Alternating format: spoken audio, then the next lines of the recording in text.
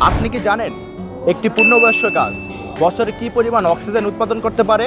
100 থেকে 120 কেজি বছরে অক্সিজেন উৎপাদন করতে পারে, যা দিয়ে 2 থেকে 3 জন মানুষের সারা বছরের অক্সিজেন চাহিদা মেটানো সম্ভব।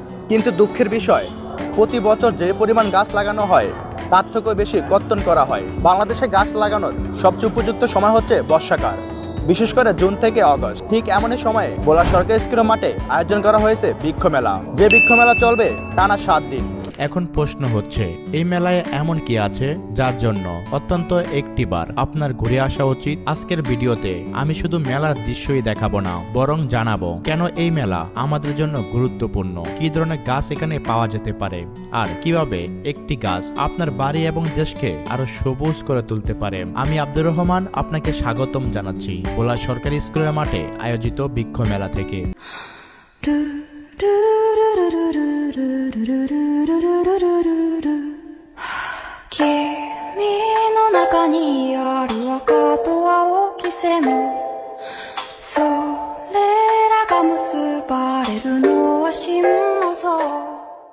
বাংলাদেশ সরকারের 5 বছরে 25 কোটি বৃক্ষরোপণ জাতীয় উদ্যোগের অংশ হিসাবে 2026 সালে দেশব্যাপী বৃক্ষরোপণ কর্মসূচি চলছে।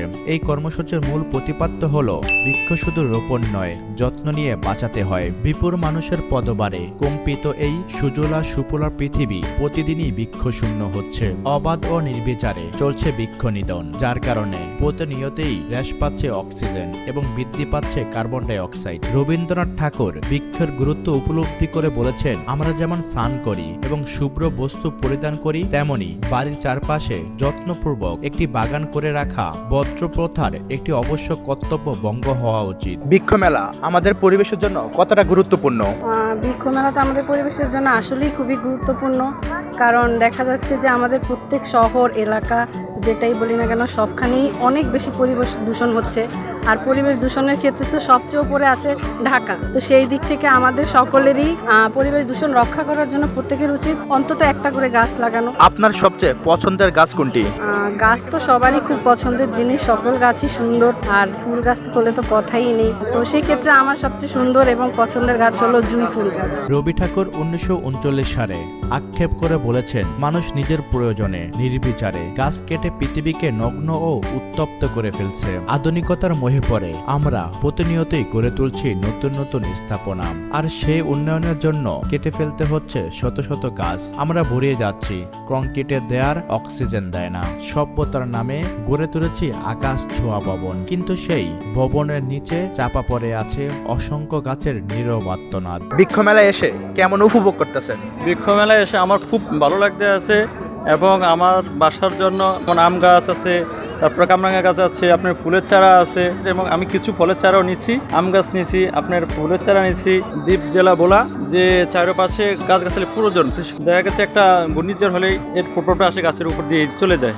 এই জন্য আমাদের গাছ লাগার কোনো বিকল্প নাই, যে আমাদের প্রত্যেকের বাসায় আর নাহলে হয় এই বৃক্ষ মেলা উপলক্ষে প্রত্যেকের বাসায় আর নাহলে একটা করে গাছ লাগাবেন, অক্সিজেনের সাশ্রয় পাবে, এবং এই ঘূর্ণিঝড়ের মোকাবেলায় এই গাছ আমাদের জন্য খুবই উপকারী। আমরা উন্নয়ন চাই, আধুনিক শহর চাই, কিন্তু সেই উন্নয়ন যদি প্রকৃতির সাথে ভারসাম্য না রেখে হয়, তাহলে একদিন সেই উন্নয়নেই আমাদের অস্তিত্বের জন্য হুমকি স্বরূপ হয়ে দাঁড়াতে পারে। পরিবেশ বিজ্ঞানীদের মতে পরিবেশের ভারসাম্য রক্ষায় কোনো একটি দেশের মোট ভূমির 25% বন অঞ্চল থাকা উচিত। বন অধিদপ্তরের তথ্য অনুসারে বর্তমানে বাংলাদেশের বন অঞ্চলের পরিমাণ মোট ভূমির 15.58%। বিভাগ অনুসারে বাংলাদেশের সবচেয়ে বেশি বনভূমি রয়েছে চট্টগ্রাম বিভাগে। এই বৃক্ষ মেলায় বিভিন্ন স্টলে নানান ধরনের গাছ দেখতে পাবেন। ফলস গাছ, ঔষধি গাছ, ফুলের গাছ, ছায়াদানকারী গাছ, প্রতিটি স্টোরে রয়েছে ভিন্ন ভিন্ন সংগ্রহ।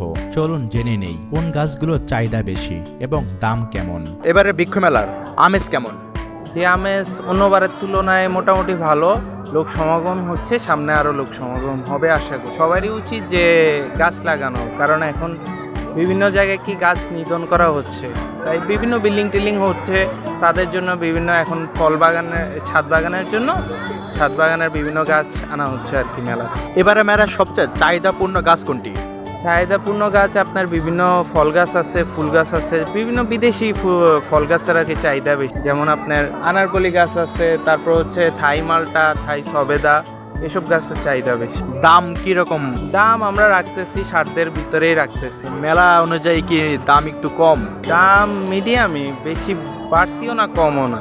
আগের তুলনায় চাইতেছি আমরা যত সম্ভব কমায় রাখার জন্য, কিন্তু সবকিছুর দামই তো বাড়তি, তাই একটু আমাদের কষ্ট একটু বাড়তি। গাছ শুধু ছায়া দেয় না, এটি পরিবেশের ভারসাম্য রক্ষা, জীববৈচিত্র্য সংরক্ষণ এবং শহর ও গ্রামের তাপমাত্রা কমাতে গুরুত্বপূর্ণ ভূমিকা রাখে। দ্বীপ জেলা ভোলায় বৃক্ষরোপণ কর্মসূচি অত্যাধিক গুরুত্বপূর্ণ। প্রতি বছরেই আমাদের ভোলাবাসীর শুনতে হয় নদী বঙ্গনের খবর। নদী বঙ্গনের পেছনে অনেক কারণ রয়েছে, নদীর স্রোত, পলি, ভৌগোলিক বৈশিষ্ট্য সহ বিভিন্ন প্রাকৃতিক বিষয়। তবে নদীর তীর ও উপকূলে উপযুক্ত বৃক্ষরোপণ অনেক ক্ষেত্রে মাটি ধরে রাখে এবং ক্ষয় কমাতে সহায়ক ভূমিকা রাখতে পারে। সব মিলিয়ে ভোলা সরকারি স্কুলের মাঠে আয়োজিত বৃক্ষ মেলা শুধু গাছ কেনা বেচার জায়গা নয়, বরং মানুষকে পরিবেশ সম্পর্কে সচেতন করার একটি সুন্দর উদ্যোগ এবং আগামী প্রজন্মকে সুন্দর এবং সবুজ একটি পৃথিবী উপহার দেওয়ার একটি উপযুক্ত সময়। আজকের মতো বিদায় নিচ্ছি, আমি আব্দুর রহমান। আবারও দেখা হবে নতুন কোনো ভিডিওতে। ততক্ষণ পর্যন্ত